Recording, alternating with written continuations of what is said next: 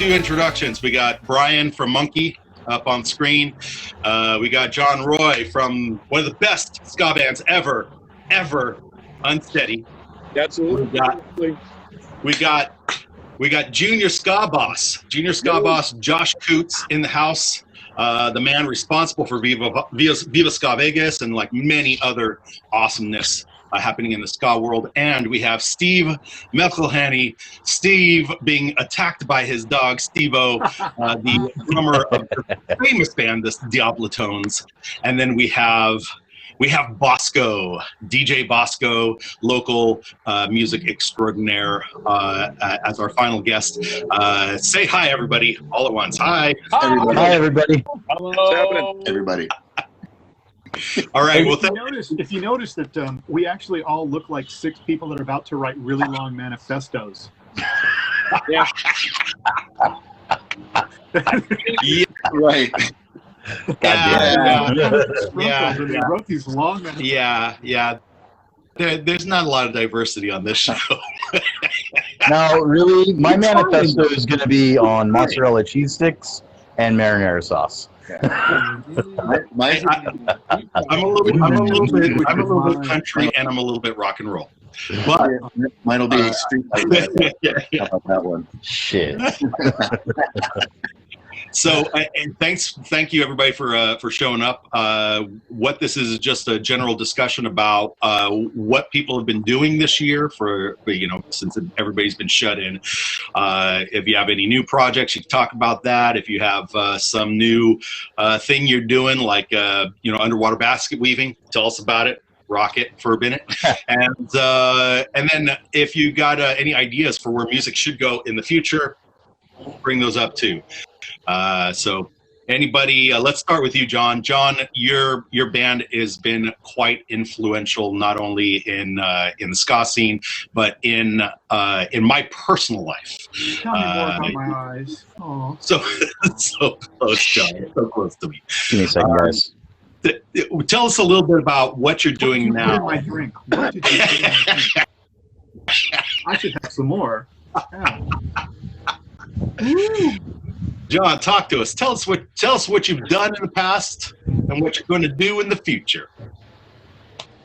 Okay, so you have an hour. Ready? And no. Well, I played in a bunch of bands. I did some stuff. Made some ska music. Nice. We're going to play that one guy Josh's festival in March of this year. We're really looking forward to that. Why'd you do that to us, Josh? Why'd you cancel this thing on us? Oh, man.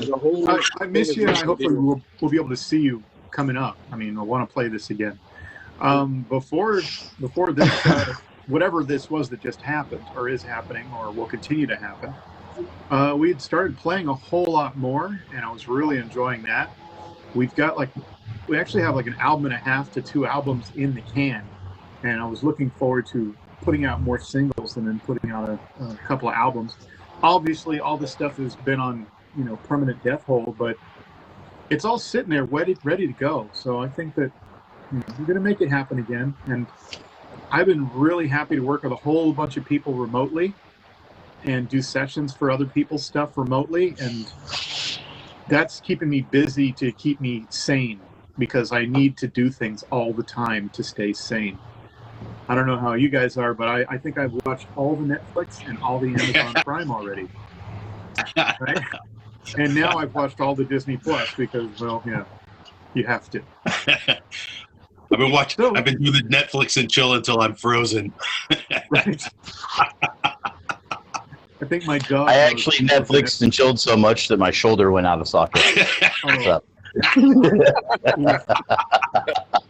At least you got to know yourself in this time. Yeah. Him, some pedals in the bathwater, Long stem wine. Scented candles, Tom Waits did a song about that, where he's like, sometimes I like to take myself out, treat myself to a nice dinner, then I go home and take advantage of myself. It's a bad. Of course he did. But I'm sure if you've heard every Tom Waits album, you'll know which song I'm talking about. Yep. Pretty much. Fantastic. Hey, Josh, speaking of Viva Ska Vegas, Yeah. by the way, Jillian and Dave Dalton say, "Hey, Josh, it's hard to Zoom with Josh when he does when you guys do label meetings, but we'll see how your phone handles it this time." Oh yeah, I know. Tell us about your woes. What are your Zoom problems, Josh? Oh, apparently I just suck at it, I guess. Couldn't tell you. Apparently I'm not very good at it. I don't know how this crap works. Old man, fat thumbs. Yeah, pretty much. Sorry, that's working. I'm one of the few people left working at home. Just kidding. We're all working at home. If we're working at home, we're working at all. Yeah. I take an actual call from a client. Isn't that weird? It's weird. So do you think there are plans for Viva Ska Vegas when this all happens, when this all opens up again? We've already been in talks for to bring it back. The bands all want to come back, and then adding a third day, but it just all depends on how it's going to be done now. Like once everything is figured out and how we can do it, and, you know, it's I don't even know if we can even pack out the venue. I might have to move venues to see if I can even do them. I might have to move it to an outside venue versus inside to even see if I can make it work. So, like the restaurants where they build a tent outside so you can be outside when you're inside when you're outside. yeah, something like that. I know I have a venue that offered to take it, and if we move it outside, they already offered, but it holds like 15,000 people, and they're like, Jesus. oh, we can only do 12. They can only do 1,200 people at the moment now, not 15,000. So, you know, that's Is that only in Vegas, that's a or is that Nevada wide? What's their restrictions right now? Because 1,200 people in a room together, to me, is still bananas huge. no, it's outside. It's an outside venue. It's an outside venue. Oh, okay. So, yeah, it's where they do punk rock bowling. It's where they do punk rock bowling, the big event, big open field. Cool. Well, I So, wish you they luck offer- in your logistical nightmares. I wish you luck, man. Seriously. Yeah. And I'm sure that we'd all say we want to be there. Don't worry, you'll have plenty of naked showgirls like lined up around the venue, making sure everyone's got a mask on. Yeah, okay, that works. Well, I know now, it's funny now with there's no live music anymore. Yeah. With no live music and no live shows, if you go on like Fremont Street, where the dome is, it's all like homeless people throwing like rocks in the air and stuff. But apparently people are enjoying it, so they're tipping. Wow. I'm surprised at the Fucking Vegas. Yeah. Yeah, I'm surprised at the busking community. You know, the guys are just going to like throw open the guitar case and be like, "Hey, here's a couple of the songs I just wrote. Why don't you give me a couple bucks?" I'm surprised that. You know what I mean? Vegas. Well, they have to. Vegas is like a cockroach. It'll just flip back over and just walk away after the apocalypse. They have to have a busking license, don't they, in Vegas to busk on Fremont Street? They did, but they stopped. Now that with all the pandemic, they don't have to do it anymore. Yeah, and then so now it's literally everyone and their mothers bought one of those sound boxes, like the portable microphones, and everyone's a singer, a rapper, a dancer, whatever. So it's like a shitty Thursday night free for all. Yeah, and it's bad. It's terrible. I love just It's walking really between bad. the hallway of all of them playing at once. It was like, Yeah, it's like walking through a college dorm on the first week. You know, everybody's blasting their music, trying to establish dominance, and you can't quite get it. And then you got the club. Then you got the club music playing out of the loudspeakers from above. Yeah, that's all you get. With the light shows on zip lines. Man, I miss Vegas. It reminds me of Orgasmo. You ever seen Orgasmo? And like in the sushi bar, and the old guy singing. That's what it reminds me of in Orgasmo. Was everyone on Fremont Street singing like that? That's so awesome. But I'll put it this way, that's a masterpiece to what's on Fremont Street, if that makes sense. Nice. Yeah. Fantastic. Hey, Stevo, shit, we saw you not too long ago in the Pacific Northwest. Do you live in Portland or do you live in Washington? Seattle. I'm in Burien, right over by the airport. Oh, SeaTac. Nice. Yep. Nice. Yeah, we played with his new band, Checkered Records. That's it. That's it. Yes. Yeah, right there. So I should have said Stevo from Checkered Record. I shouldn't have said Stevo from the Diablo Tones. But either way, I still love the Diablo Tones. Best band I've ever been in. No, you're a freaking legend no matter what. You're a legend no matter what. You're Pacific Northwest royal. Next year would be 25 years for the Diablo Tones. Nice. Dang. Nice. Look how old we are. Yeah, we're all a bunch of old fucking fossils. Yeah, that's true. Steady's been around since 92. They're fucking dinosaurs, man. That sounds horribly familiar. Yeah. It's been a while. Monkey started in 96. Okay, so 24 years. And I started Unsteady in 92. Yeah. I think we probably have a combined 100 years worth of ska experience between everyone on the screen right now. Yeah, I started the Ska Boom radio show in 93. 93, I started my first Ska Boom radio show in San Luis Obispo. That's very cool. Nice. We've been playing ska longer than Brian and Josh have been alive. Oh, you youngster.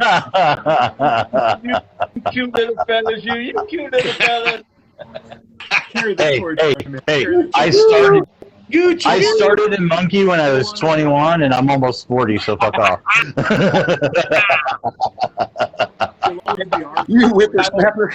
By the way, Brian, your umbrella is bullshit. It's pouring up here in Seattle, and you have the umbrella to protect the sun from your skin. Dude, the only reason I grabbed this was because I got off the call yesterday, and I picked up my phone, and the motherfucker was about ready to explode from the heat. And I just touched it right now, and I was like, oh my god, this thing is already so hot. Are you standing on the beach right now? No, I'm on my lanai.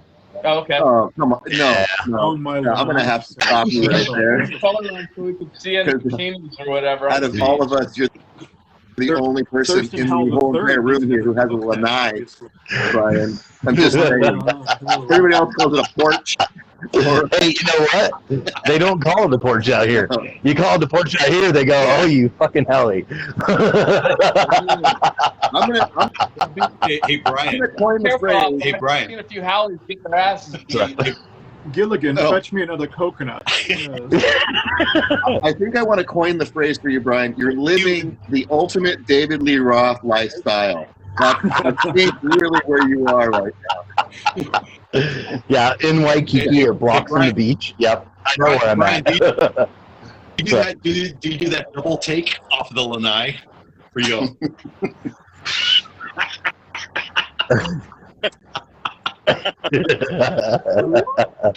Oh, I didn't see you there, guys. Brian, can you just repeat something for me in your best Magnum PI voice? Higgins, will you please bring my cocktail to the lanai? Nope. I will not say that. I don't know what that is. Speaking of, it's a sad day. Brian, how did you end up in Hawaii, dude? I was done with being in the Bay for a little bit. That's about it. So, the restaurant's shut down, and Monkey's doing stuff, but it can, we got a lot of work done before I left. It's a short-term thing, so we got a lease out here through the end of April, and then we'll be back in the Bay after that. I'm reading all these reports. Everybody's fleeing the island because of no work, and here you are going there. Like, what do you know they don't know? That's perfect. Because I ain't got no work. No. I'm actually looking forward to next week when all the fools from the Midwest go back to the Midwest from their vacation, because I'm not hitting the beaches right now, and I'm not going out because it is super fucking packed in Waikiki right now. Seriously? And nobody's wearing a fucking mask, and nobody's doing any social distancing, and everybody's eating inside restaurants, and it's just like, nope, I will wait until you all go back to Nebraska, and then I will go out. You could have saved the trip to Hawaii and just went to the Central Valley in California and had that exact same I'm experience. good, man, because I can't swim in the ocean there. Brian is going to be at the Honolulu airport going, a finger for you and a finger for you. Here's one for you. Have a wonderful day. Higgins, bring my middle fingers out to the eye. Hey, what do you guys call this right here? A whole flock of bees.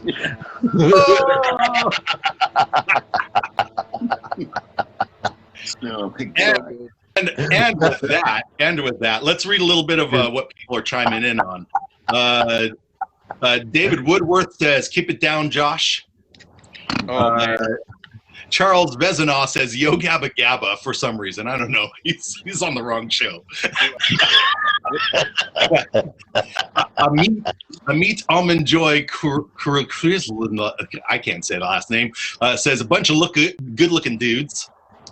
RP says, "Sweet La Plebe shirt." Yes. It is. Yeah. Ed Mulligan says, "Slime people." Like, hello, what's going on? Dave Dalton says, "Desmond Decker rules." Oh, yeah. By the way. True. I agree with that. I haven't heard anybody pull off Fu Manchu like Desmond Decker did ever. Oh, no. He's amazing. That is like nobody can. Chris Poland says, "What's up, lads? How you guys doing?" Mighty Chris Poland of Warsaw Poland Brothers. Yeah. And the California Celts. Fucking legend. Damn you for having so much talent, you bastard. Yeah, he plays a mean set of bagpipes. Rudy, bass player Rudy is in the chat saying, "Hey, you guys." Jillian says, "Hey, Ed." Now they're talking to each other. Craig, y'all remember Sturgeon General from Utah? Well, Craig is online saying that he likes seeing this. Kelly says, "Hey, girl. Hey." Hey. And then Dave Dalton is talking about his bands or something and saying, "Scream We Blood Marys played the Fillmore with La Plebe and the Addicts." That's cool. Pretty cool. Addicts is always a fun show. Nice. Keep those comments coming. Keep them coming. Nice. Curtis has run out. This is it. This is the end of it. You need to make some comments. Come on, now. Go. This is like a fundraiser. I just like to keep people abreast of the comments and then go back to the craziness. Our operator Curtis is standing by. Hit the subscribe button. Think on that below. Nice. Nice. Hey, do you guys have like stores or places where people can download or purchase or buy or leave a little bloodletting? The camp of bands, the band camp.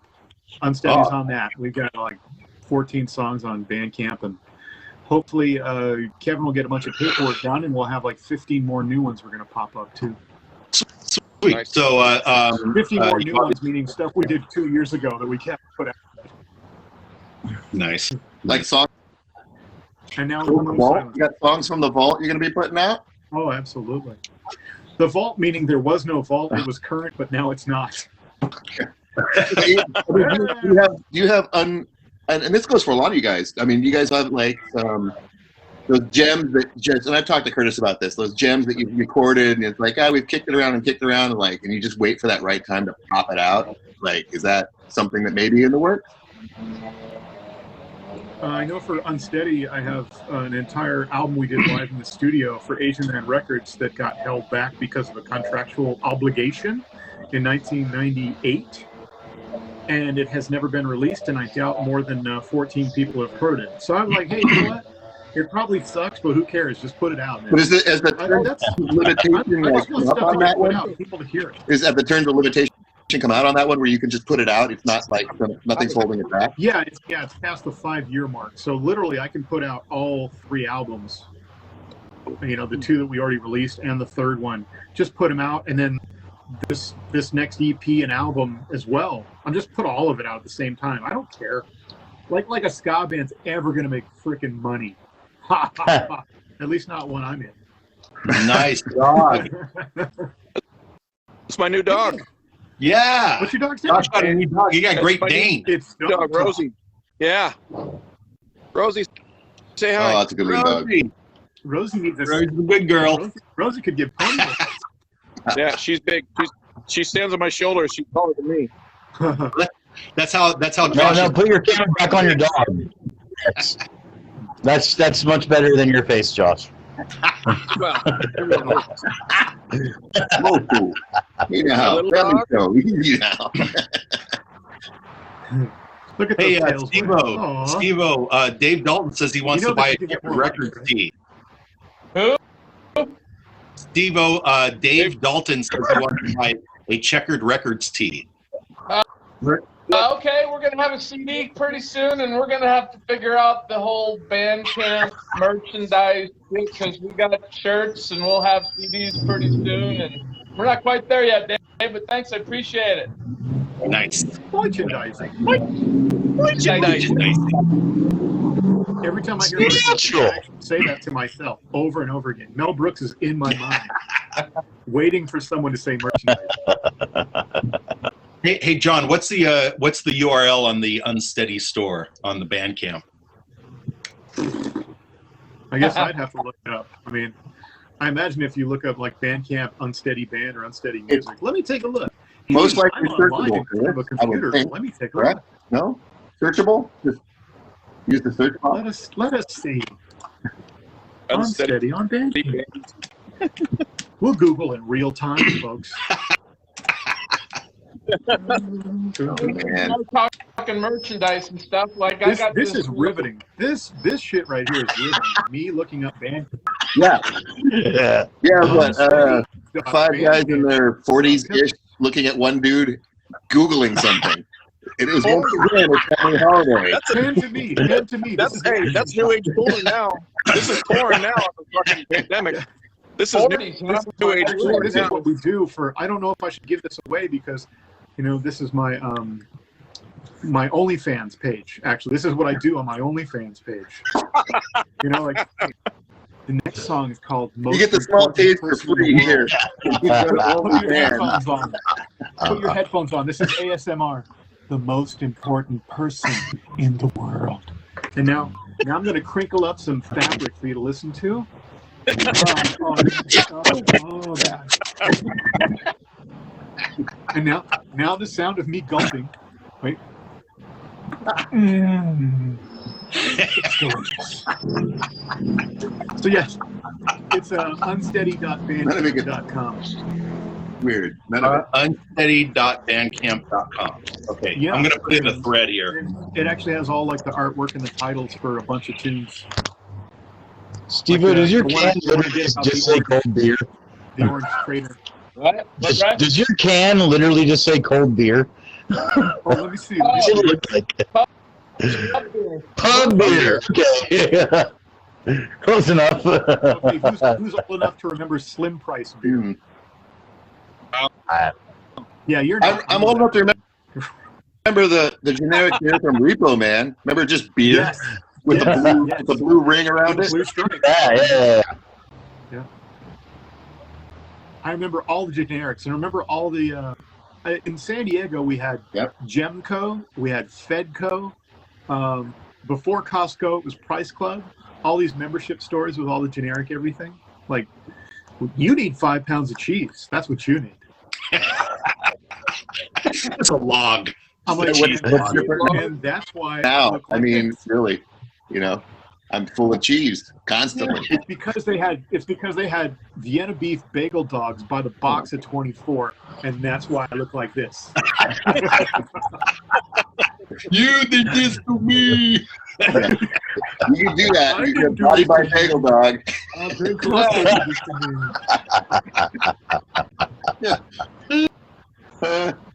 me. Hilarious.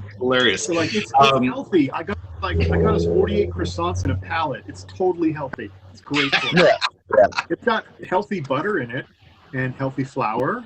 What else? Yeah. That's it. Lots of healthy sugar. Real ingredients. Real sugar, real ingredients. That's right. Real ingredients. Non-GMO corn syrup and all of it. All of it. Hey, it's got nitrates. It's got to be good. We lost you. You got quiet. Or I lost you there, Curtis. You got quiet. Yeah. Hello, can you hear me? I hear you. Yes. Yeah. That got weird. Yeah, Things usually get weird when Curtis is around. Absolutely. I have a Curtis filter in my mind. I'm like, I just Shuts off. Hey, Josh. Do you have an online store for your Josh Viva Ska Vegas Junior Ska Boss skateboards? I do have the Viva Ska radio stuff. I'm working on the new website because I'm working on another project to launch. I'm working on to launch the record label in the next few months. So that's something. But that will be going on then. But right now, just not really. Just hit me up on Facebook on Viva Ska Radio, and I work something out. I'm really not. I can work something out. Arbitrary price. Yeah, you want to send me BJ? Not included. I'll work from I'll be naked with a really large dog. I'll be in the corner serving whiskey. Yeah, toothless blowjobs are welcomed. That's fine. I'm okay with that. So, alternative forms of payment. That's what you have to say in the new world. Alternative forms of payment. Oh yes. Not he operates only in Bitcoin. Yeah, Bitcoin. Or we could say fake pay. Fake pay. Hey, I'll gladly pay you in exposure. We're kind of talking about that. Yeah. I get Exposure. What you got, baby? I got 7 waters. There's 9 of you, but I got 7 waters for you. Oh, And sweet. 2 towels. You can Yay! Yeah. Beer. We got 25% off beer for you. Oh, here's 4 drink tickets. Yeah.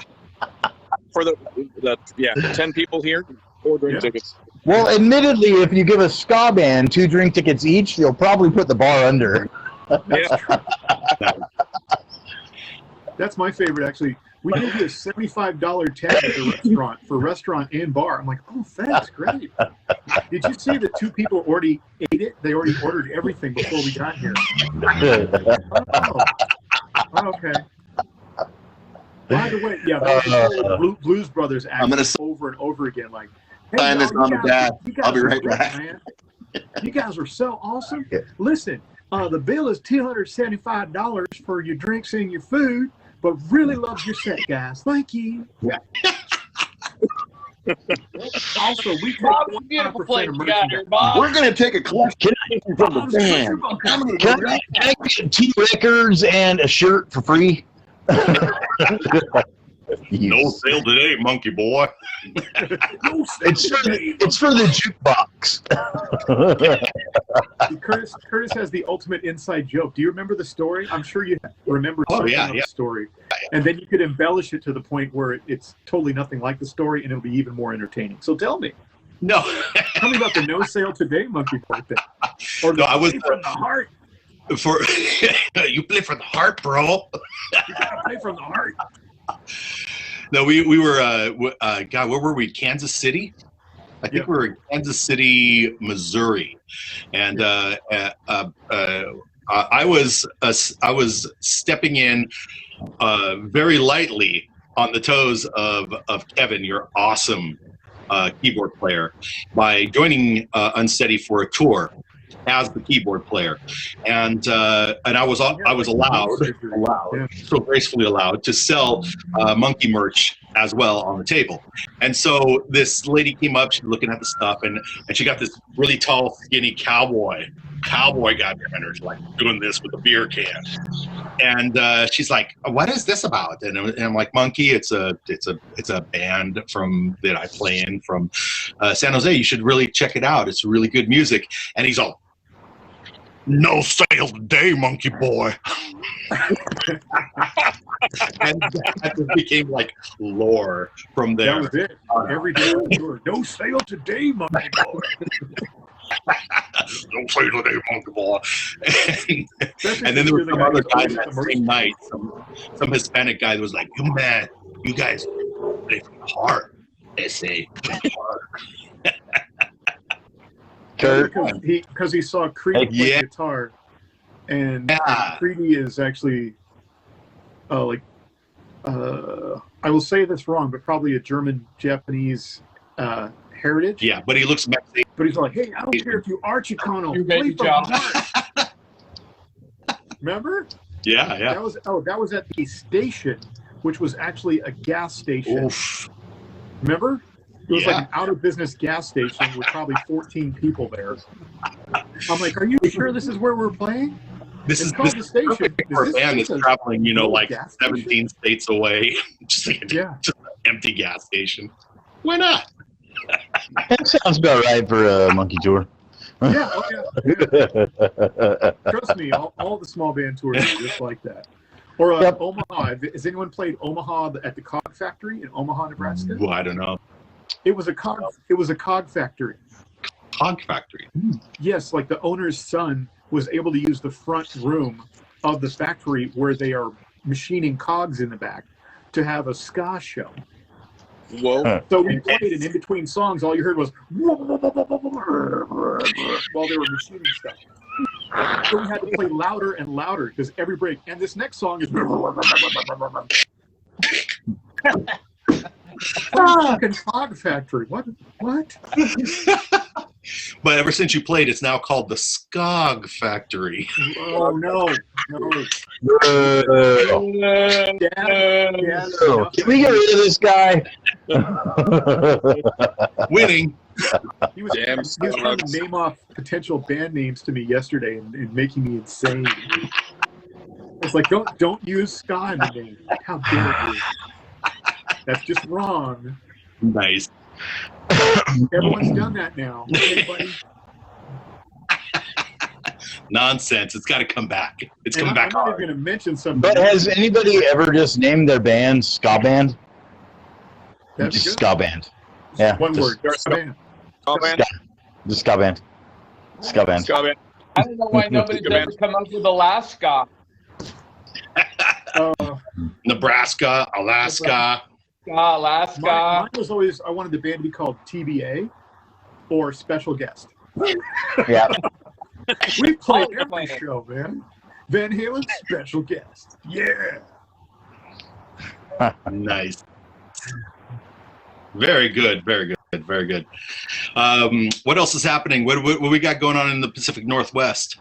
Rain, and more rain. Back to you, Curtis. Thank you, Stevo. Awesome. Cool.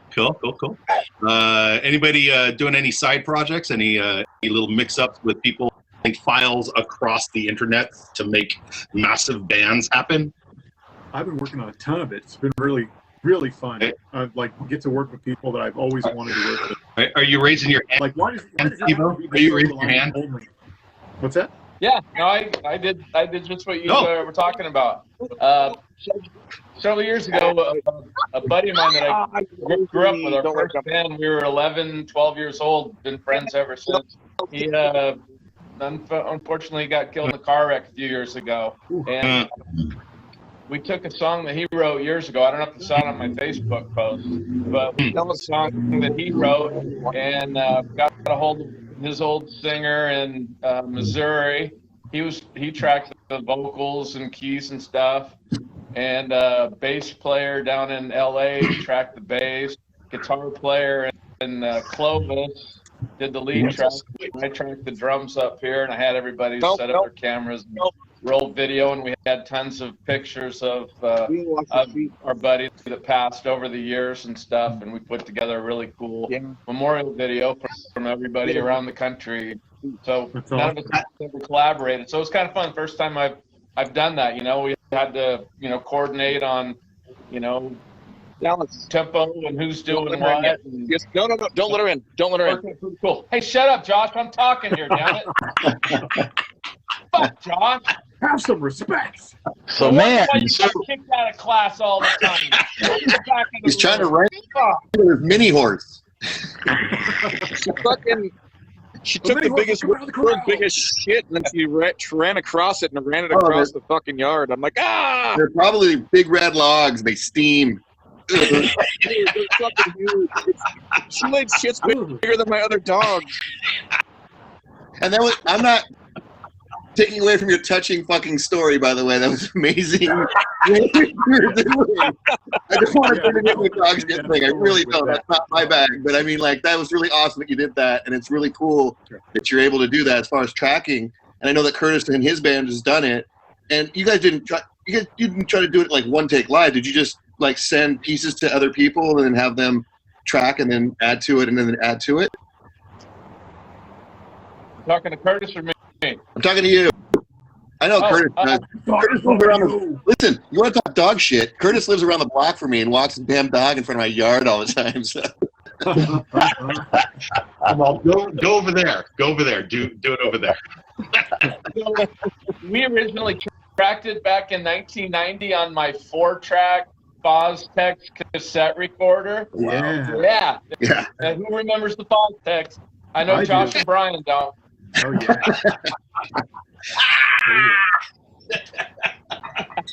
They had Those youngins over We never had a proper recording of the song, a really good representation.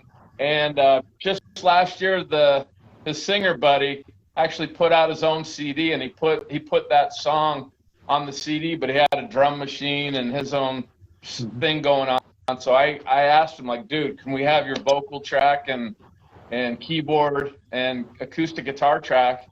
Let me put my drums on it, and so my drum pattern was totally different than what he did. So I had to bring in our bass player. So all the guys, we played with our buddy in several different bands over the years. And so, yeah, I tracked in Seattle. They tracked in L.A., Clovis, outside of Fresno, and Missouri. Passed around until it gets mixed final. Yeah, I have let's see if I can show it. I have a recording studio here at my house. Oh, so cool. Nice. So we tracked the drums, and then we mixed everything right here. What did we do? That looks very familiar to me as well. I did similar, except the way we've been doing Unsteady stuff for a few years has been, since we don't have enough time to rehearse even before all this crap, is that if I have a tune, I take the entire idea and then do MIDI drums, MIDI guitar, MIDI bass, and track the whole thing, piano, organ. And I know they're all crappy versions of it because I'm terrible at all of those instruments. And then I'll play some sax and I'll sing the scratch vocals. And that's kind of what I've been doing for the last 6 months, 7 months, is just sending out like the complete MIDI track and then getting drums, replacing that track with the drums, editing the drums, bam, bam, bam, bam. And all of a sudden it's like, oh, this is sounding huge. This needs more percussion. This needs more horns. Oh, look, I got 6 submissions for guitar. Let's see if we can fit all of that in here. It's kind of like what Josh is doing for NPCs, but he's getting crazy. Yeah. He's doing like 100 tracks of stuff. Right. But it's been really fun, like to hear something that I had in my head and just put on MIDI and then have it realized. Yeah, when you send it, this is how you send it out one way and you get it back flushed out. It's got to be satisfying because it's supposed to sound like one piece at a time. Yeah. Yeah, it's one piece at a time. So like, I'll send out the part and then someone will maybe play the bass line slightly differently, and either I'll edit it to fit what I'm looking for, or I'll be like, oh, well, that's cool. Let's change that. Or if a reggae tune, I had a shadow guitar, and if the bass player plays something different, I'm like, oh, well, okay, I'll redo the guitar. Maybe it'll be a guitar player that can play that shadow bass part. And there's like, there's 2 or 3 guys in the country that can just knock it out. There's so many people that can just knock stuff out. I'm like, damn you and your talent. True, though.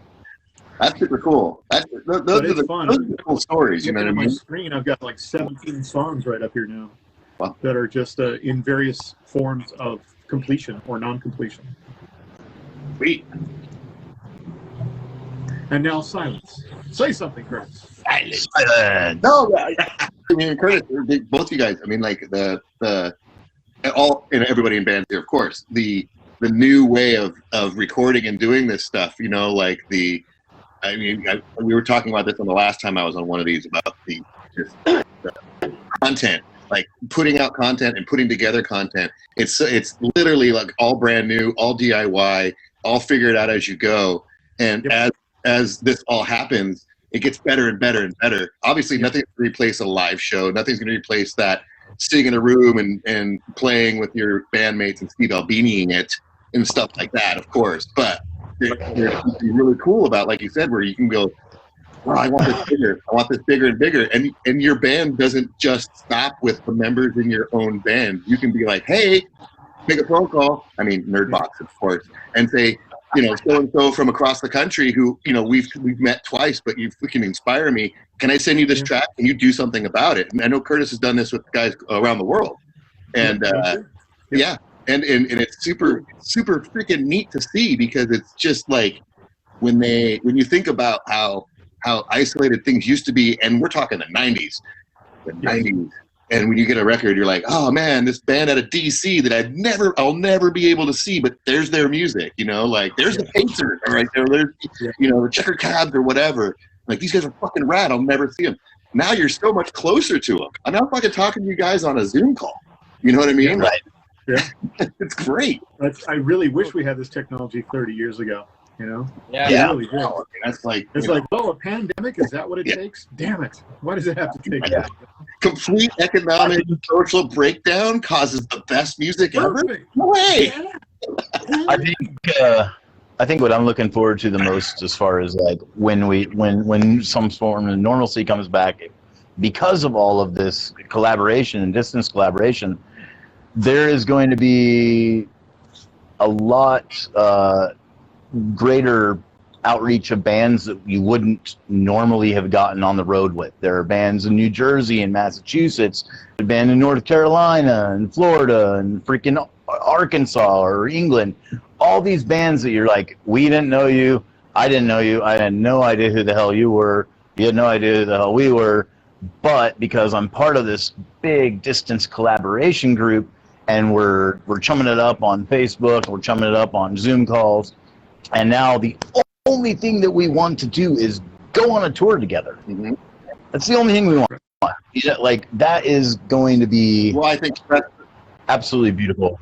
Ryan, you're right. I think festivals are going to be better. Even small group, like mini tours. Like, okay, just a band or two linking up and just going out and doing a thing. West Coast like, tour. This thing opens up the West Coast tour schedule. I mean, it's going to be it's going to be bananas. Everybody's going to. I've been really stoked on the barricade that's been between East and West Coast bands has dropped because of the pandemic. Yeah. So, like, that is really cool to me, that like all these East Coast bands are like, holy shit, all these West Coast bands are really cool, and all these West Coast bands are like, holy shit, all these East Coast bands are cool, and they're a lot like, everybody's a lot less douchey than I actually thought they were. And just like all these preconceived notions of particular separate scenes have kind of fallen to the wayside, and I think that's going to help the scene and as a whole and in the long run. That long to travel anymore. Meaning, it used to be like you put something out, and then the record goes to this radio station, then it goes to this guy, and then it goes to this influencer. Then you had the tour on the West Coast. You maybe get a guy in Nevada who knows you, then he's going to push it over to like Kansas, who maybe going to push it over to.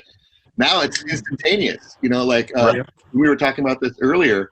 Bad Operation dropped a new album, and I blew it, and I said they were from Chicago. They're not. They're from Louisiana, and they are fantastic. And how would I ever find that band from Louisiana if it wasn't for the dumb internet, right? I stop looking for 5 minutes and start listening to music, and I'm like, oh my God, these guys are great. You know what I mean? It's like huge new fan, right? Of a band that I'd never heard of, before I came across. I'm like, oh, these guys look cool. Boom, and then it's just amazing. And you know, back in the 90s when I was DJing, you know, I would wait for the mail. Remember that? Yeah. Maybe you get a cassette, or you get a 45, or you get some, I used to get music on reels. I got reels I got to probably pull out and see if I can decipher if they're still any good. But I used to get all this music, and it's like, and you hold on to that shit for weeks and weeks and weeks, and you don't really have anything new. Now you can get new shit like hourly almost, So, got it in the mail on a reel. I got it in the mail on a reel. Lucky bastard. They used to write it on a stone and throw it through my window. I played it on you fat bastard. On the lanai. Hey. Don't be jealous. I'm going to keep putting that one home. Don't be jealous. Just because you didn't have a good idea. I just remember, meeting Curtis, and it's because Curtis, you and Kevin showed up to, I think, a show that we were playing, right? And hey, I'm in a band. Really? Da-da-da-da-da. Oh, let's do some shows together. Well, the only way we were able to do that is by, being in the same town. Yeah. And you seeking us out and us seeking the next band out over and over. We were only able to get any shows by opening for a band that came into San Diego or LA or San Francisco, and then being in that town when that happened. And then it's I hope that we get 30 minutes to even talk with each other. Hope you don't forget the guys. You wrote it down, you scribbled it, you shoved it in your pocket, and you're like, where's that phone number at? My red 3-ring binder. I'm sure Curtis might remember that. I had a red 3-ring binder with stickers and an address book, and that's the whole way to advance the tour. Yeah. Because I got on this one thing called the internet, and I found a band on a BBS group. The BBS group. Bulletin board. I would talk about that the other night too. The Pound Ska BBS groups. I used to put my playlist up, and people and bands would see that I'm playing their friends' bands, and be like, "Fuck that guy! Here, I'm going to send him my record." I was so invested in GeoCities. Oh, Jesus. Really quick. Wow. Ed Mulligan has a question. Now he's just flaunting it. What does Ed Mulligan say? Ed Mulligan says, back in the day, in-studio recording was the way. Then when technology, in-home digital studios put them out of business mostly, and now because of COVID, the musicians are tracking individually at home, and in-home studio production is just to mix the tracks. Do you guys think that this will hurt the financial support to the in-home studios as they're losing chargeable hours? Basically, everybody's doing the stuff in the house, and you think that's going to put some of these studios like District Recording, where Monkey does their stuff? Well, and totally. Well, I think the studios just need to be smarter about it. They need to say, okay, if I'm going to take 25 loose files and put them together and align them and sync them and make sure that everything is absolutely freaking perfect, it might take a little more than me just being at the helm.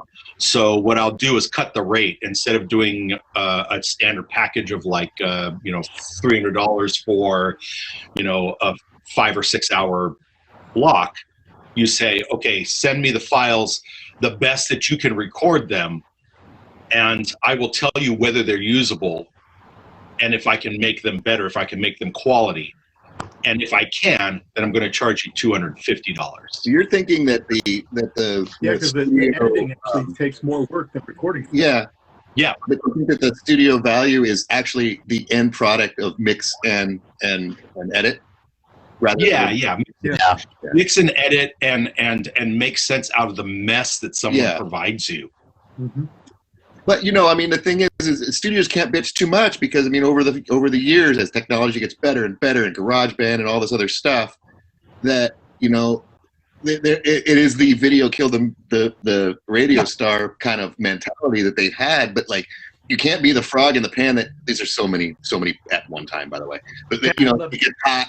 And you're like, oh, I didn't know it was getting hot. Well, it's already been getting hot. You can't blame COVID for the technology. All COVID did was force people to actually use the technology. They've been sitting in a dusty computer, because it's just so much easier to go into the studio and be like, plug it in. We're having Joe over here hit the fucking button and mix us all together, and we're going to be great. Instead, now you got to be like, oh, shit, I got to figure out how to use this dumb thing on my Apple and then figure it out. But that's what people are doing now. That's really the only thing. It's always been there. I think it's the opportunity that's changed. I'll I think I'll be real honest. Like I kind of stayed away from technology of personal recording technology because we would just go to studios and pay people that actually had quality microphones, quality rooms. But now, like I've had to go, okay, well, I have free recording technology on like all my computers. Like, why am I not using it? So I'm breaking out old microphones and that sort of thing. Exactly. And just opening up GarageBand and, you know, going out. And it's actually helped us a lot. You know, we've been able to do not only stuff. And you just made my point. Yeah, semi-pro mixes, but we've also been able to create song ideas and ship them to each other. So that's cool. Hey, gentlemen, I totally forgot about an appointment I have in about a half hour, so I'm going to have to dip out of this conversation. I understand your masseuse is Oh, did they bring the Ferrari around? Are you gonna? What's going on, Brian? No, it's the Maserati this time, okay, Giles? They're going to pick it up from the Dobermans on Higgins property. I have to leave my Lanai and head towards the beach now. Okay, take off. Be a jetpack. You fucking assholes. You're a hell of a guy, man. Love you guys. I miss you out here, man. I can't wait to get back. Peace, bro. Yeah, buds. Take his hat. Okay, now we talk crap about Eddie.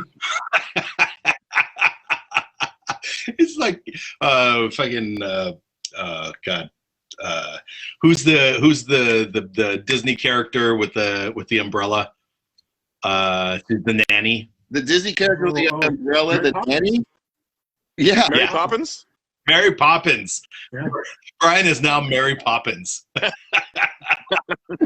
Brian Poppins. Brilliant. That's funny.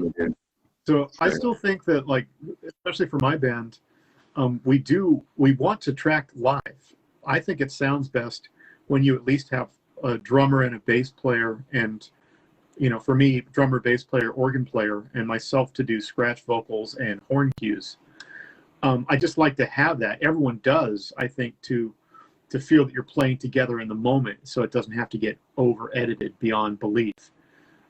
That's not the case right now, but I think when the time comes, we'll probably end up going to a nice studio where things are taken care of and we can just work on the art. You know, it still costs money every time, so you do all the other stuff in preparation for that, so that it goes faster and you're slicker and you have your shit down. I mean, it used to be, oh, well, we've got to rehearse for 5 hours a day for 2 weeks so we can get our shit together to record. Now it's like, well, everybody, I think we've recorded this tune now 4 times. I think we all have it down. I think we're ready to go in the studio for real. Mm-hmm. So I feel like that's going to happen again. And, you know, but again, like you said about the frog in the pan. Hey, it's been like this. It's been happening over time. Right. It's just a matter of how much and how quickly. Yeah. You know, everything changes. I don't think anybody's going to get over the fact that they want to play with somebody else on a track, or just jamming or hanging out or whatever, you know what I mean, playing. And that's where a lot of the really cool, really inspired, like, oh fuck, like for drummers, like, oh shit, that change was amazing. Where'd that come from? Like, I fucking slipped, but guess what? I'm using it every single time now. Or you know, for bass players, like, I just did this little thing, and it's like, and it just kind of gives that really organic feel you can't get if you're just going to track it over and over and over and try to get it perfect, right? Absolutely. Yep. Hey, John, I've never got to see you guys live. Have you guys been up to Seattle? Not in 2 decades. Really? Okay. Yeah. So I was there for my honeymoon. That's about it. Nice. I was checking out some of the vids today of your concert from one you guys did in Fulton back in May. Oh yeah. Your drummer's badass. Give him props. He's I actually texted drummer to another. He's a badass. I texted him yesterday, and I told him I'm going to keep bothering you until I can finally get you to come into my warehouse, because I can actually record him socially distanced, like completely socially distanced, because I can make the control room the front of my warehouse and set up a digital, like I've got a backline drum kit, like actually 4 backline drum kits, so I can mic up all the kit, sort of get me dialed where I need it to be, and just talk to him through the cans, and we'll never actually see each other without a mask on, and I could still track him. So if you're hearing this, Dave, come on, man. But yeah, I will tell him again that people think he's awesome and he needs to freaking record some shit. Come on, man. Come on. Yeah, he's badass. It's tough for some people, though. I mean, that's the other part, is that some of us just got left out and we have no jobs, so this is what we're doing. Or we're doing stuff online, so this is what we're doing. Other people, like Dave, he's working at like an Ace Hardware, and he's been just busting ass overtime every single week, every day since this thing kicked off. And that makes it harder on people, you know, like those of us that don't have it, we have the silver lining of having all this time. But the folks that have to do these jobs and keep making money, I love you. I want to play with you again. Everybody, you know, my Brent is a teacher, high school communications. And so he went from like a job that would probably be 50 hours a week normally to like 75 hours a week, because he has to teach all these people telecommunications remotely. Oh my God. Yeah. You know, there's so many people. Mike trombone, Mike Bench, he teaches at Helix High School down here, marching band and band. He doesn't have a band room to teach, or he can't have anyone in it. You know, okay, so now 25 people have to get pianos so you can teach them all remotely. Wow. Like everybody's, you know, doing what they can to work around it, and it's pretty amazing, you know, human ingenuity in general. But it's also tough on a lot of these guys. So I love all the people that are in that situation, and are in our situation too. I can't wait to make noise for you and with you. Yeah, man. Hey, Jess McCauley is a friend of mine. He's chiming in on the feed. He says distance learning is horrible, but it's safe. Yeah, he's a teacher. He's been teaching I think middle grade students for the last year, and trying to get them to actually respond to these like multi-box chat rooms and that sort of thing. Yeah. Just a mess. Just a mess. This here, that's where that's Milo. That's my little guy Milo. And getting him to focus on anything that's not Minecraft centered on the computer is just insanity. And so it's like he got to the point where he was on distance learning with his teachers and everything, and his teacher was emailing me, so he's not on the Zooms, he's not participating. And I'd look at him and he's like, "Are you doing okay?" To be like, "I'm doing okay." So I set up a camera behind him, and what he would do is he would get on the Zoom, get in, turn the camera off, mute it, and then have his PlayStation, his Nintendo underneath. And so he would be like, "Yeah, I'm on it. I'm good." And it's like Jurassic Park. Nature finds a way. And so, like, I told him, you know, how do you get mad, right? You're like, look, trust me, I would have done the same thing. I'm not angry. I'm not angry, but what I need you to do is to actually focus. All right, I let you have pink hair. I let you do whatever you want. Just please focus for an hour, just 1 hour. Jess says many of his students are just playing Minecraft on the side. Yeah, so it's absolutely It's absolutely true. Got to turn Minecraft into a learning game, right? Hell yeah, yeah. I say like every time you earn a gold coin, it comes with like some sort of crap you got to read. You can tell Curtis knows nothing about Minecraft, by the way. There's none of that.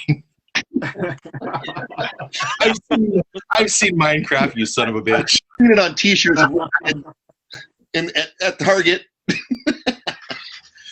No, we missed a sunset. We missed a romantic sunset with Josh. Look at this. It was beautiful. Josh, you're beautiful. We can see the glow of our faces on your face. That's true. Inappropriate. Come on, take a peek. Beer in, beer out. Beer in, beer out. More beer. Pub beer. Pub beer. More pub beer. Oh, Pub beer. great. I like how you got the Powerade. Just when you're done with the beer, you Is got that the a Powerade. Oh, yeah. It helps with the hangover. Ooh, that a and fresh local- homemade beef jerky. Oh, shit. Homemade beef jerky. Why aren't you sending me homemade beef jerky? You should be sending that to me. When you guys come up here next time, I'll have beef jerky for you. That's beautiful. Funny, Awesome. back in the Diablo Tones days, I was a big home brewer, and I'd always bring a keg of home brew to our gigs and stuff. That was my big barter thing. Got us lots of gigs with the Blue Meanies, Oh, Nice. MU330, all those guys. They loved my home brew. So now that I'm old, I'm bartering with beef jerky. Ah. Brilliant. I used to play. Two chicken for your goat. I used to play in a band called the Champions, and the Champions have this guy. Everybody calls him Big Russ because the dude is like a mountain. He's like 7 feet tall. Ja Russ. You know Ja Yeah. Russ. And he's just got like long ass dreads, and he's just like, man, I just love eating meat and being a cool dude, right? So he would show up to gigs, and we're like, man, I don't know, this gig is they got a lockout thing, so the band's got to stand outside. This sucks. And he's like, cool, you guys hungry? We're like, yeah, we're hungry. You want to go get dinner? He's like, no, I got steak in my car. He opens up the back bonnet of the car, and he has this gigantic tub. He pulls the top off, and there's just layers of beef that've just been smoked that he brought with him to the show. And he's like, you want one? And I said, yeah. Do you have like a knife and fork? He's like, nah, just put it in your hand. So hand steak became the big thing. Like, we would see Russ down, walking down the road. We'd yell out the window, hand steak! Give me a hand steak! The cool thing about him is so Russ, I'm gonna piggyback on his comments about Ja Russ. He's an organ player, and he really likes that really cool, that drifty Hammond sound, the Hammond with the Leslie sound, the whole Jackie Matu, really, real sustained stuff. And so he loves vintage reggae as well. And so he built a full-blown, he's super hippie, I love it. He built this full-blown solar-powered DJ setup and a sound system. And it's just like a 1960s Jamaican sound system with the big wood boxes and the turntables stuff, but it's all completely off-grid. And he can bring it anywhere and just start ripping tunes. It's awesome. It's so awesome. Jess McCauley is putting smokeeats.com smoky meat delivery up on the thread. So thank you for that, Jesse. That's it's amazing. So I just posted Burger Smokehouse. They my wife's grandmother, she's passed, but I love the bacon at her house in Mississippi when we went there for the first time. This was before I think before we got married even. Mm-hmm. And for Christmas, she sent us, I think it was the bacon of the month from Burger Smokehouse. Amazing. I mean, perfect gift for me. Perfect. Nice. Come on. The bacon of the month. And so you get peppered bacon, maple smoke. Wait, how do you do it? Thin cut. You gotta do it. Clark, that's the gift he's on giving all year. Oh, it's amazing. Speaking of the so giving, plug out for Burger Smokehouse. Hopefully Burgers will give me a T-shirt. They give me a catalog every month. So. Speaking of the gift that keeps giving, like we can't even see Stevo anymore. His dogs are just annihilating him. Somebody needs some attention. That is a hound. Can't breathe. That is a hound for show. Hey, Josh and Bosco can attest to this. Both of you guys can attest to this. We have a barbecue joint like 3 blocks from my house that is absolutely freaking amazing. Is it the Mesquite Oak? Yeah. Oak, man, they make a brisket that will make you like tear up. It's so that dude. Yeah, it was super good. That dude is straight from Texas, and he's no joke. He brought all of his brisket making Texas voodoo with him, and it's not like Santa Maria style tri-tip California style, which I love. It's my favorite, but it's this Texas slow smoke. Like you put a fork in it, you don't even need a knife for any of that stuff. Just that's what we've got here. We have Grand Ole Barbecue, Grand Ole OLE barbecue, and it's all Texas barbecue. And I was never really a fan of turkey. You know, usually it's like too dry, too weird, too greasy. They smoke it, and their smoked turkey. Forget about it. Like, okay, and of course, you know, $20 a pound or whatever it is. But man, and they run out because they only make what they make until they run out. Yeah, same. So, I'm glad you. Also, you missed it on 13th Street, the beautiful 13th Street. We judged barbecue on it was a good barbecue place in the South, especially in Texas, if it had, instead of napkins on the table, a loaf of white bread, sliced white bread. Of course, because those are the napkins, right? Yeah. Oh. That's sweet. So that was like, oh, this one gets like a 5 napkin rating. Wow, this is great. Nice. Hey, we're talking about barbecue. Yay! This is a program about this. Welcome to Five Guys Barbecue Chat. My name is Bosco, and today we're going to be talking about slow roast cornbread. Slow and slow. I've got the beat. Slow, the way to go. Slow, the way to go. Yeah. Beans are just there for color, people. That's all we need is with the whole meat. All meat. Josh has been quiet. Josh, what are you doing over there, Josh? What are you doing? Just walking around with the dogs. You should be I'm not doing that. What's going on? Come on, Josh, put your dog on your lap. No.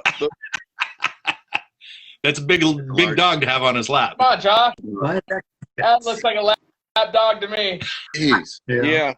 Come on, Josh. She's taller than I am. I'm 6'3", and she's taller. You don't walk with a leash. You walk with a bridle. Jeez. Yeah, she's a massive dog. And she's the small one. She's the small one of her brother and sister. She's the tiny one. Wow. You gotta get my poor little no-legged dog.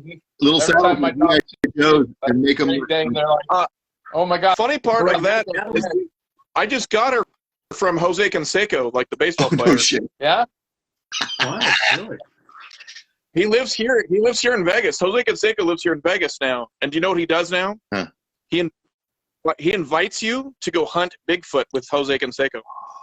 Did you see the Lonely Planet thing? Look it up. It's a real thing. The Bash Brothers. Did you see that? What's his name? Yeah, that's just hilarious. Dude, hilarious. They call me Jose. Yeah, so good. So fucking good. There's no Bigfoot in Las Vegas. Bigfoot's up here in the Northwest. Sasquatch. Well, hey, we know this. You can go look it up. It's I'm looking it up. Search Bigfoot with fucking Jose Canseco or some shit. I'm doing it right now. It's fucking funny. Like you can go, dude, it's the funniest shit ever. He has someone that like sets it up for him, and he does these parties where you go for a week. Oh my God, the guy's got a whole entire Twitter dedicated to it. I told you, yeah, it's insane. For $5,000, you can hunt Bigfoot with Jose Canseco. $5,000. That's peanuts. It's nothing. So is it like only $1,000 or $2,000 to hunt? Is that food and all you can drink included? It's for each thing you hunt. You know? Can you? Can you see my computer on the computer to your computer? $5,000 you can hunt Bigfoot with Jose Canseco. That shit's for real. I can't. I'm not even high enough to even comprehend how awesome that is. Fantastic. I found that out because when we got the dog, he was like, "Hey, want to go search for Bigfoot?" And I was like, "Hell yeah, I'm down!" I'm like, "Let's go get Bigfoot." Let me tell you how legit this is. Jose Canseco, quote, "Come spend the day with me and my alien buddies. I will show you Bigfoot and a real alien. Paul Morgan at 702-374-3735. He put his Slow down. What was that? That's brilliant. That's brilliant. What was that number again? So That person Morgan. Right now, So call him on. that person Morgan's his ex-fiance. They're no longer together, so they can't even go through her anymore, which is kind of funny. Oh, That's like, yeah, that's perfect. Here's your phone number. You're my ex. Here's my phone number. Here's your phone number. I'm gonna put it on the site and then call it. Let me tell you something. Well, I know apparently people have been calling her. Phone number. People have been calling her, but she's like, no, it doesn't exist. Yeah. Yeah. Oh, that made my year. That is absolutely. Which celebrity could I all year. robbers with? Amazing. I want to be a celebrity to hunt chupacabras. And I will be taking up a collection for $5,000 so I can go hunt Bigfoots with Jose Canseco. Just hit up my Venmo and my PayPal. The world is Big Feet. I would like to hunt Big Feet. We'll start a GoFundMe page for you. Send Bosco to Jose Canseco's Bigfoot hunting ranch with his ex-wife and a bunch of large dogs. Excellent. All right, guys, we're like way past the hour, but this is a fun conversation. I don't know if you guys want to keep going or you want to drop off and say the good nights. What do you think? I gotta jump off and walk a dog and play some saxophones on another recording for another. Oh yeah, who are you playing for? Jeff Django. Oh no, Django Baker. Oh, nice. Django. Yeah, nice. he wants some skanks. He gave me some directions, so I'm gonna try and play some skanks through him. Tell him to reach out to me. I get him some skanks. Hey, I get you some good skanks. Hey, buddy. Hey. No, tell him I said hi. Tell him I said hi. I shall. Absolutely. For sure. All right. Any last words? We got let's maybe a wrap up statement. Unsteady. What's Unsteady doing? What are you doing as a musician to make sure that 2021 goes off? Well, like I said, man, I've got 23 tunes sitting on my desktop waiting for me to track more stuff on them. And I'm down to track saxes for other people. It's really fun to do. I love tracking when I haven't even met the band before. It's like, oh, cool, yeah. We got a rhythm section. What do you want to hear? And I don't care if you burn it, throw it away, or change it, or put a flanger on it. I don't care. I'm just like, yeah, boom, you get a horn section, man. You know, Barry sax, alto sax, tenor sax, boom. Boom, Wallace. So, but all the guys that are able to record stuff from Unsteady, plus anybody else that wants, that I know that wants to do it, that has all the means, it is just so much fun to have like an all-star band. As a piece of advice for anybody trying to do this as well, don't worry about trying to translate it into something live. Yeah. Don't worry about it. Think about Pink Floyd. Pink Floyd, had 40 people on a recording for an album, and they played live with 6 people. Yeah. Until, of course, they got enough money to have like an orchestra. But don't worry about it. Make the album. Make this recording. Make it the best. We won't have this time again, and it doesn't matter as long as you have something that's just there forever. We don't live forever. We die with nothing. Make something and give it to people. Make some music, because I want to hear what you have to play too. Right on. Jose Canseco's going to die with $5,000 when I go hunt Bigfoots with him. That's what Jose Canseco's going to die with. What's going to happen? What do you do to make 2021 the most amazing music year of your life? Who's this? Bosco. Me? Bosco. What am I? Yeah, you. Well, what are you going to do? Besides the Jose Canseco thing, and then waiting for the unreleased Unsteady tracks, I think this is going to be 2021. I committed this a little while ago. If I like it, I'm buying it, and it's not. And I download and I stream a lot of stuff, and it's one of those things where that's not enough. We talked about Spotify earlier, and it's really cool to be able to have that at your fingertips. But if you really dig it and you play it more than twice, reach out, go to the website, buy it from the artist. Because for me, and Curtis knows this, I trip over records to get to other records. And I love it. I love having the tangible copy. And and I'll play the grooves off of it. So that's my whole thing for 2021. And I know that now there's more music coming out. Now that there's heritage tracks coming out, like one of my favorite parody oi bands, Oil, out of Cayucas, California, dropped their second album after 10 years of it sitting in a vault. So I went out to Contra Records and I paid my euros and I prayed that they were gonna send it to me, and they did, and I was stoked, from Germany. Awesome. And it's stuff like that, you know what I mean? Like that's my thing for 2020, I think. And Jose Canseco, of course. Yeah. and You're welcome. And I will. Very welcome on Jose. Thank you. That's so awesome. And I will eventually have a guy of my own. Put a little distance between the Jose Canseco thing. Let's see what Stevo, what's your plan for 2021? How are you gonna rock the fucking music world with your raw drum styles? So Checkered Record we finished recording everything here at my house, Man Cave Studios, we call it. And so we're just getting down to final mix down. We wanted to have it done by Christmas, but I got sidetracked with that other project for my friend. So hopefully January, February, we'll have it fully mixed. And then we want to we've got a friend that built a production TV truck trailer that does live web streams and stuff. So we want to do a live web stream concert right here in my studio for a CD release party. So I'll be bugging you guys to see if we can link up with you guys. So spread the word for it. Definitely get everybody's connections and let's keep I like how you use his finger. Just do that. Just use the martini olive stirring finger. So might be the other way on me, man. And by the way, Stevo, I have to give you props for having the baddest ass background. He's got a lighted drum set behind him. Lit bass drum going on. Or with hanging guitars and memorabilia. You live in the Museum of Rock and Roll. It gets better. Stand by. Geez. Look what's behind me. There's the tenor. Oh yeah. The disco. Disco ball. I got right here. And guitars. And Sharon Jones is right there too. I have the disco ball.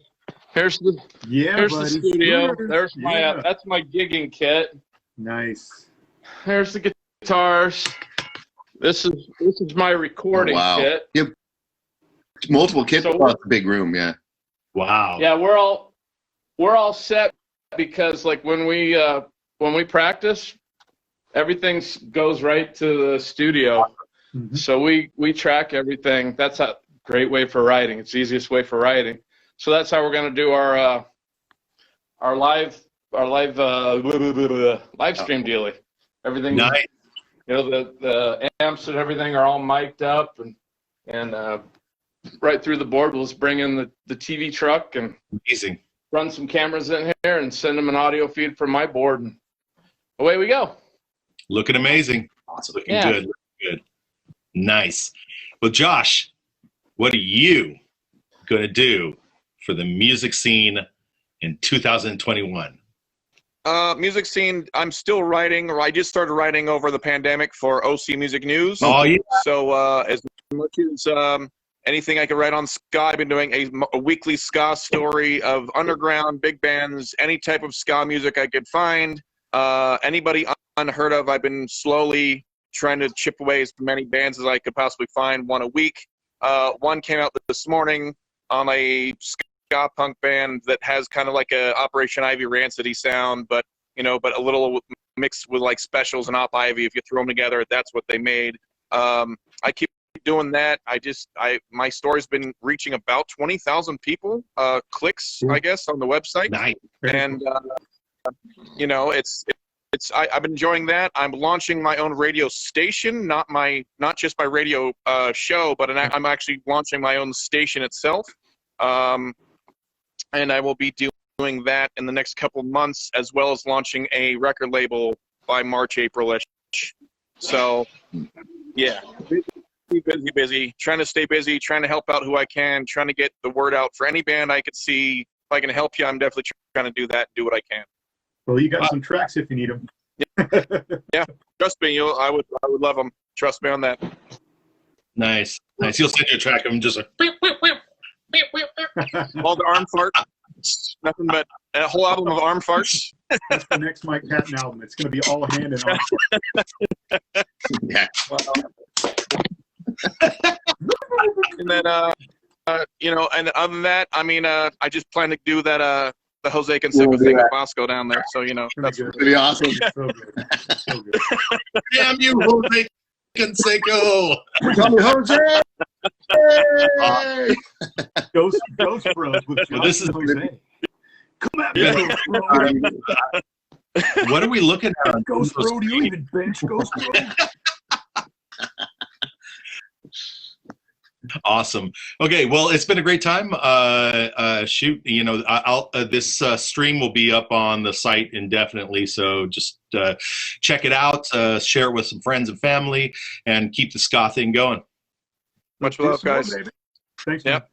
Hey, Curtis, thanks for having me, brother. That was a lot of fun. yeah, Yeah. super good. Thanks for So cool to talk to all you. Josh, thank you, Yeah, brother. really, it's awesome. Love it. Yeah, can't wait to get together with everybody. Yeah. Big virtual hug, man. That was fun. Yeah. Plug. Peace, guys. Thanks, you guys. Scan All right.